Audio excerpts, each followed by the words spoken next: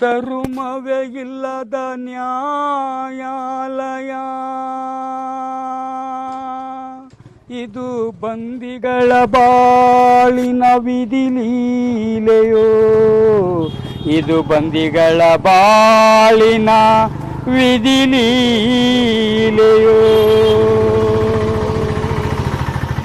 ತಂದೆ ತಾಯಿ ಕಾಣದೆ ಈ ಜೀವ ನೊಂದಿದೆ, ನಾಲ್ಕು ಗೋಡೆ ಜೈಲಿನೊಳಗ ಕಣ್ಣೀರು ತುಂಬಿದೆ, ಕಣ್ಣೀರು ತುಂಬಿದೆ. ಅಮ್ಮ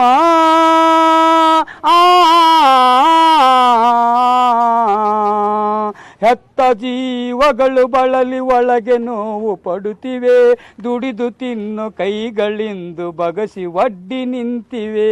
ಯಾರು ಬರೆದ ಲಿಖಿತವೋ ಇದು ಪೊಲೀಸನ ಕೈ ಬರಹವೋ, ಏನೇಳಲಿ ಸೋದರರೆ ಬರೆ ಲಂಚದ ಜಗವಿದು. ಅಮ್ಮ